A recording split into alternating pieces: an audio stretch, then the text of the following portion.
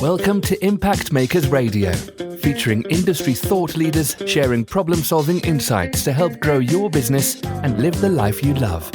And here's your host, Stuart Andrew Alexander. Hi everyone, and welcome, Stuart Andrew Alexander, back again with another impact-making guest, and we're going to find out just why in a few short moments. But first, let's take a moment to introduce her to the show. Now, today's guest is someone who helps executives and entrepreneurs to design and enhance their reputation and personal brand so they can create a name for themselves, amplify their reputation, or repair their reputation for sustainable career impact and results. She is an international branding and reputation management expert who designs and enhances the identities of global companies and executives. With more than 20 years of experience creating and implementing reputation strategies, she excels at uncovering and communicating the values that operate at the core value of each company and individual. And as a principal and founder, she helps clients with reputation management, online social presence, and personal branding strategies designed to closely align with specific business and personal goals, and is often featured in MSNBC, Entrepreneur Magazine, US News and World Report, Kiplinger's Personal Finance, Fortune Magazine, Forbes.com, Harvard Business Review, and CBS Money Watch. Furthermore, ladies and gentlemen, she is the author of Reputation 360, Creating Power Through Personal Branding, a best-selling guide to gaining competitive advantage through reputation management. She also hit the bestsellers list for a second time in 2014 with her follow-up book, Your Next Mission, a personal branding guide for the military to civilian transition, a resource for personal branding, career, and professional information for veterans. And she's here today to talk to us about some of the problems and some of the obstacles, even the misconceptions, pitfalls, and fears surrounding the individuals and organizations she has a passion around helping the most.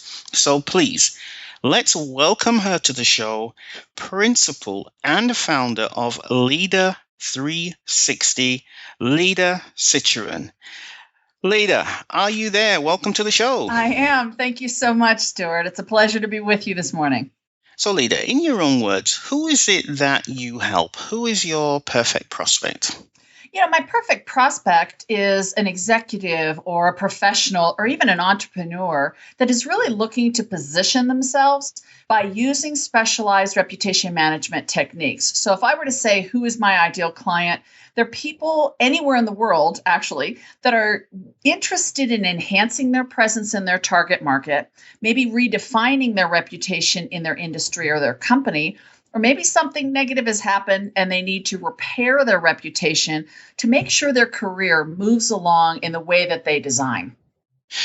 Okay, Lida. So when you think about the people who you help, what are 2 to 3 common obstacles you find that prevent them from achieving their desired outcome?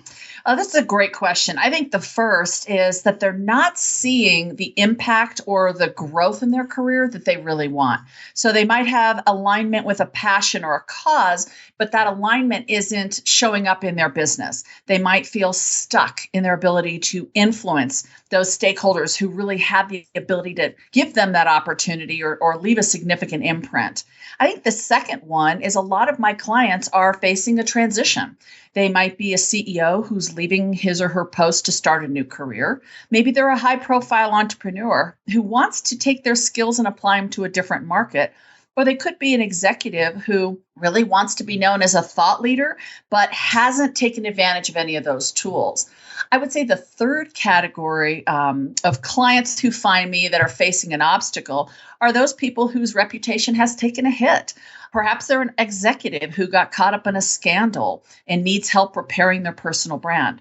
the reputation damage can be so impactful to their career that maybe they're not able to get rehired, or they don't have any support from their network and are having real trouble impacting and re-entering the marketplace. Those are three typical obstacles that people find and eventually find me.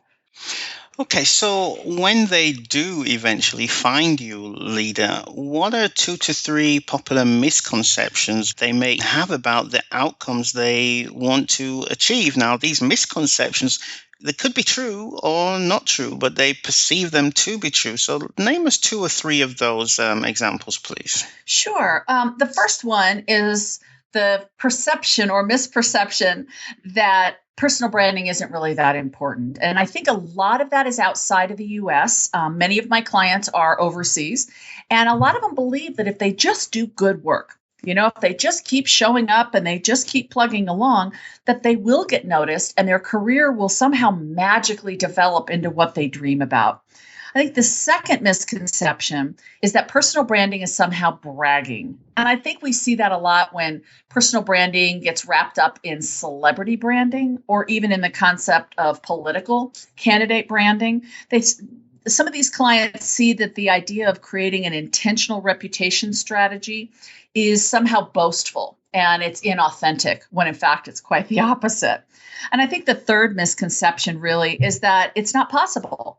That it's truly not possible to design your career, to identify and target an audience, and to build control and intention and focus around a career to make your career fulfilling and successful. Those would be the 3 biggest misconceptions that I run into. Are there any other misconceptions that you can think of? I mean, those are 3 big ones and very useful to know, but just one more. Can you share one more that the people you work with should be mindful of? I think the other misconception, especially when it comes to personal branding, would be that this is a lot of work, that this is really hard, and it's just easier to just sort of, be at the mercy of what the universe or your influencers will provide for you. And I think personal branding puts the control back. It puts the intention and the strategy back in. And I admit the first part is a lot of work. But once you do the work, the marketing and living that brand and being mindful of that reputation is so much easier. But there's a perception out there that this takes a lot of time and it's a lot of hard work. And some executives are just simply too busy. So when it comes to return on investment on personal branding, surely this is something that you hear about when you're out there talking with your clients. What do you normally say to them? Because I think there's this widespread perception that if I invest in my branding, where's the return on investment? I pay $500, how much am I going to get back, and in what time span? Do you come across that while you're out there, Lida? Oh, absolutely. I mean, my clients are successful business leaders and they don't do anything on a whim and a prayer. So it has to be measurable. And that's, I think, where I get to differentiate myself from some of the other services that they might be looking at. Personal branding is very measurable. Reputation management is measurable. And it really is because you start by taking a snapshot of time and saying, this is where I am, this is what's working and what isn't working, and this is where I want to make a difference or an impact. I want to see business return on investment, or I want to feel personally more gratified, whatever the metrics are going to be. And then as you deploy the personal branding strategies, you start seeing the needle move and affecting that change. And it is very measurable, whether my client is looking to re-enter the workplace and it's about finding a meaningful, fulfilling job, whether it's about taking their brand and leveraging it in a new community to create scale. That's measurable. If it's just feeling more in control, I mean, there are definitely ways we can feel more in control if we have the tools. So depending on who the client is and what their goals are, we absolutely have to lay measurement on top of that in order to, be able to show impact. Now, this is a really interesting point, Lida, because every conversation I've ever had with personal branding consultants, they've always told me it's impossible to measure, Stu. It's just something that you have to do. You have to make this investment, and over time you will begin to see the return on investment as you build your brand, as you put your name out there, as your reputation increases. But there's no way that we can actually measure this and say that, okay, you put XYZ dollars in and it's going to take X amount of time.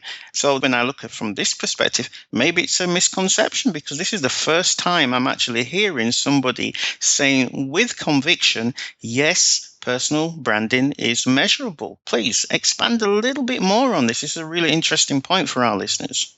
Sure. And at my heart, I'm a marketing strategist. So marketing always suffers the burden of being measurable, right? Sales is measurable, but how do you really measure impression and awareness and all of that? So I've always struggled with this when I was in corporate America and when I started my own business. And I think for myself, I have to see measurement to know that I served my clients in the best way. And when the strategy is clear, it's very granular. You can actually watch the needle move and course correct if it isn't making the kind of impact and showing the results that you desire. So for instance, if a client says, I really want to elevate my position, not as a tactician, but as a thought leader in a specific industry, then we're going to look for opportunities and we're going to set goals that say, we want this person to start being referred to as a thought leader. We want this person to start getting invited to discussions and conversations and events where thought leaders gather.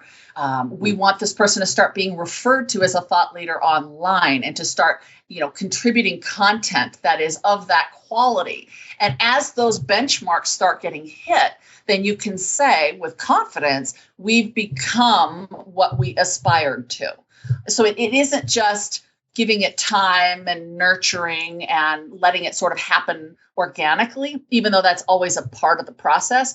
I like to have my clients really have specific metrics that they're looking to achieve so that at a given time frame, if those metrics aren't achieved, we can course correct and we can look at a different strategy to make sure that we're producing a return on that investment, because it is a sizable investment.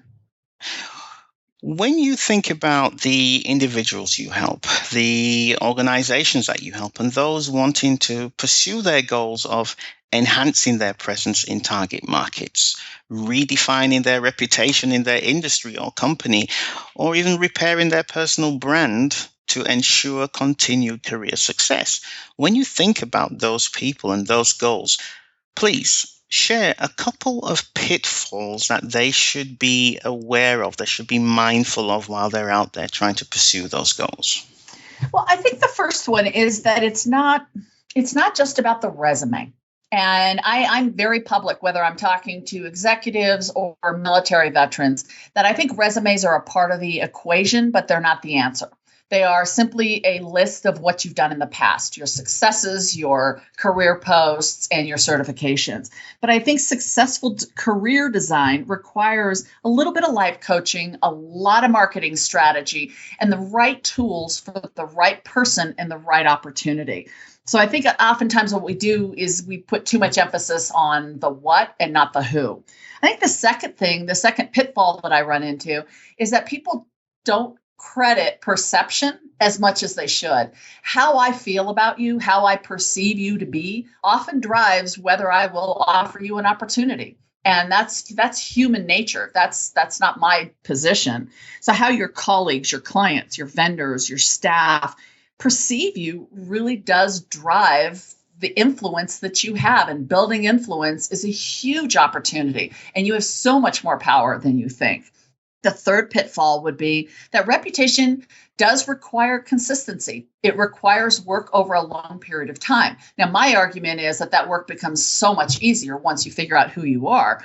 But if you ignore social media, if you act inconsistent with your values, if you're not designing that desired reputation, I really think that you leave a lot of your power to be successful in the hands of other people.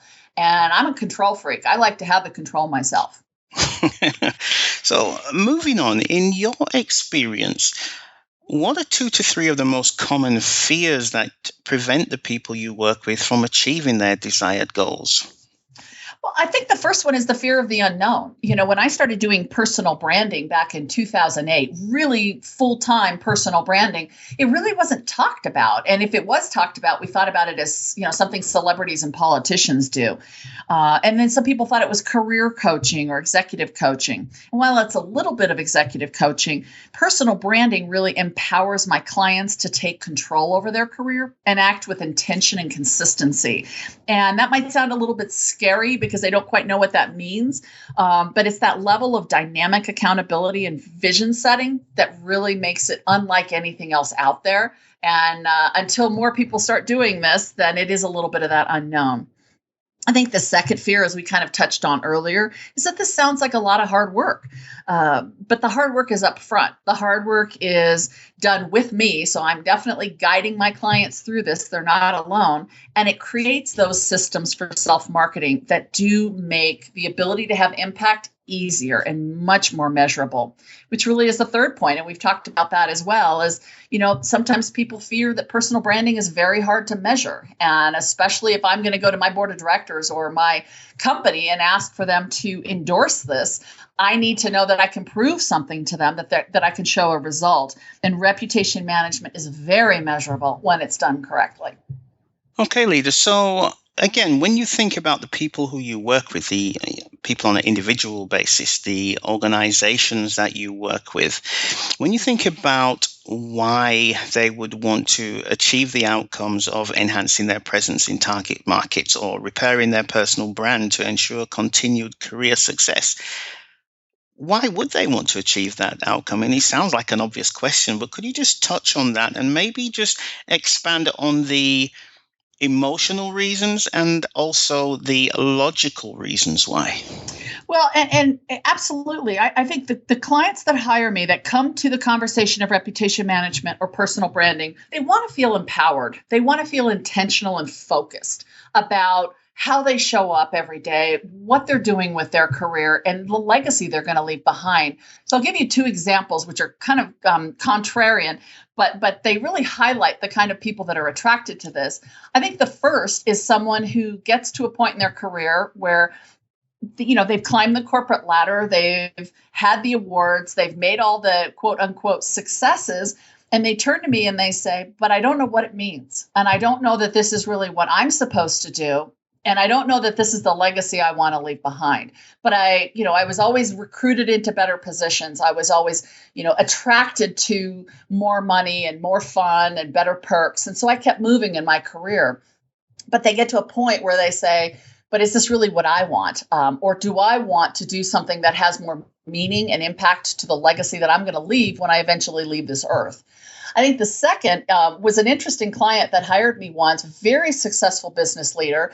And he said to me, everything in my career is going perfectly. My clients love me. My business is going great. I'm very successful. He said, I have about 15 years before I retire. He said, I don't know what I've done to get here.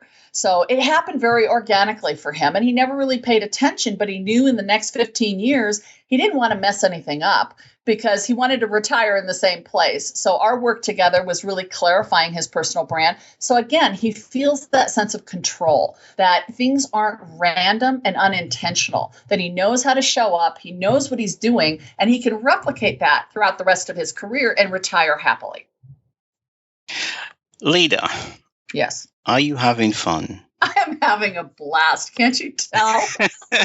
I really, Stuart, I get to work with some of the most interesting, complicated, fantastic clients around the world, from Australia to Spain to Canada to the UAE to Holland and a lot in the US. And they've all had just these amazing lives, even if they don't think they have. And I get to be part of helping them create next, helping them create their story. And it's fantastic. I love what I do.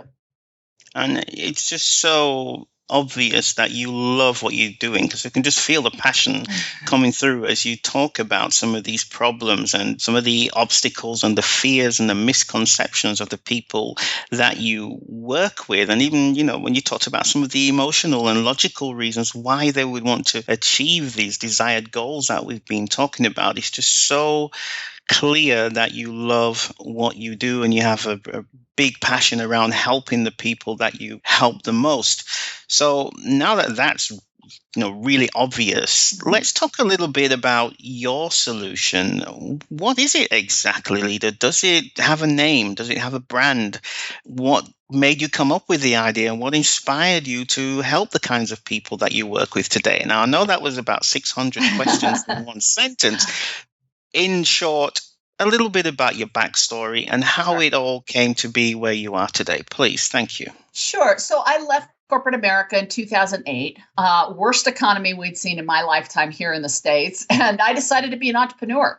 Had never, ever thought about doing that in the past. But when I really started thinking about my brand and the legacy that I wanted to leave, it didn't involve going back into the corporate world and, chasing the next promotion, chasing the next pay increase. It meant doing something that was very risky, very personally accountable, and something that I truly loved. I kept hearing that expression that, people can love what they do for a living. And I wanted to be that person selfishly.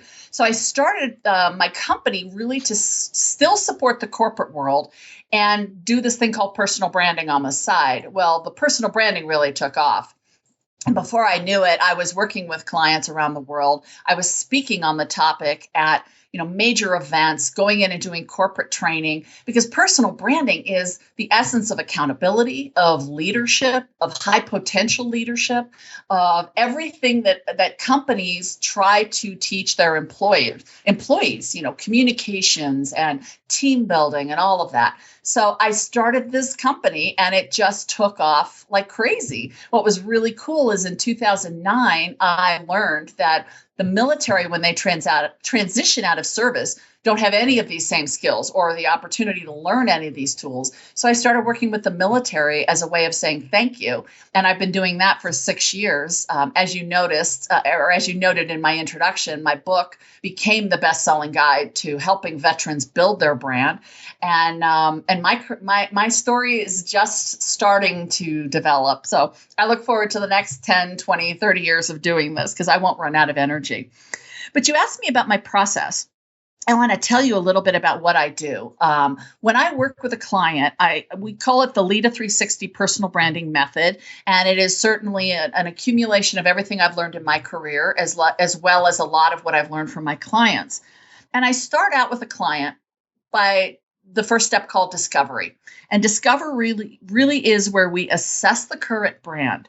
We look at what that client wants in terms of their future. What is their legacy that they're looking for? And we spend a lot of time talking about target audiences. Because as you and I know, Stuart, we can't be everything to everybody. No matter how charming and wonderful we are, not everybody's going to find us relevant and compelling. So we have to narrow audience in a very strategic way. And we also do a lot of perception mapping. So I have a proprietary feedback survey that I send out to help a client understand where they are today and where they want to be in the future and how big that gap is. And it's very revealing. I've worked with some executives who had very well-established brands, but when they left that position or that title, it's almost as if their brand went with it. So they feel very vulnerable and very exposed to, I don't know who I am anymore if I'm not the CEO of that company. So the discovery process really helps us understand what we're working with. It's very authenticity based. So, I'm not concerned about messaging and the coaching that they've had. I really want to understand, who is this person? What's driving them? What are they passionate about? And where do they want to go with the rest of their career? The second step is where we design. That's where we talk about strategy. We look at the opportunities that are in front of us, navigating the obstacles, but really, what are the opportunities? Because we're going to create strategy and tactics that are going to help that person live authentically and with intention, but again, thinking very much about the impact and the results that we want to see. So we might use in-person messaging, for instance. How does that person do they have an elevator pitch? Do they show up and know how to introduce themselves? We might look at driving more targeted results in different markets. So we have to do some research and some discovery back into those markets. But the design phase is really the strategy setting. And my clients they have to be on board with that. So we spend a lot of time discussing, how comfortable they are with that. And then finally, the third step is to deploy. And we deploy the marketing in a phase 1, phase 2, phase 3 strategy, putting the action into enhancing my client's reputation in a very systematic way. So it might be, updating their online profiles, starting some new blogs or online assets, looking at how their image and body language is playing into this. What does their network look like? Do we need to have them start building visibility in different circles in their industry or in new industries? So the third step is really where we sort of get out of the office and go out and deploy those strategies. And that's really where we start to see some of the impact show up quickly. Awesome.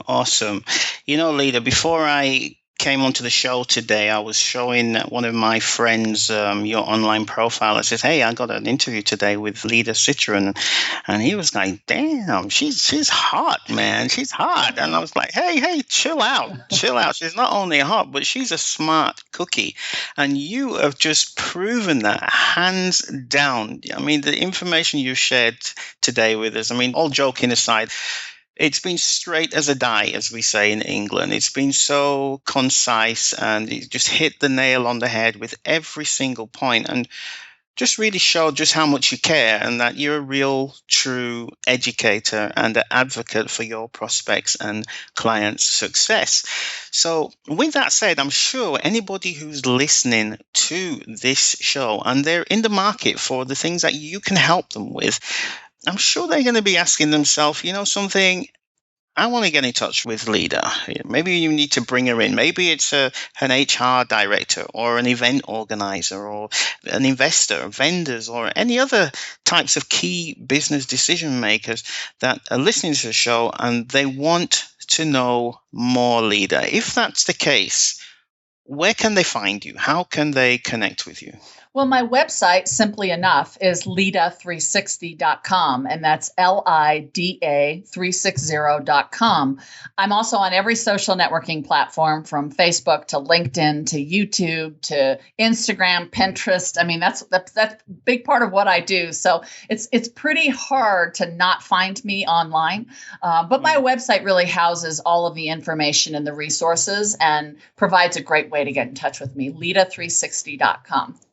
So you're out there drinking your own Kool-Aid, as we say, right? I'm loving my life because I am in control of my career and my brand. Yes. I love it, Lida.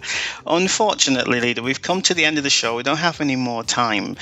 But before we say our goodbyes, do you have any final thoughts that you'd like to share with the listeners out there? I think the final thought I would share is that, this isn't right for everyone at this time. So oftentimes I'll talk to a client and they'll say, this is exactly what I need, but I'm not ready to emotionally get there yet. And that's okay. I just want to have the conversation and see if we can't offer some tools to put people back in control of their career. And if it is the right time, I would love to work with your listeners. But just understand that this isn't right for everybody at this time. Thank you for tuning in to Impact Makers Radio. To listen to all past, present and future industry thought leaders and trendsetters, visit us at impactmakersradio.com.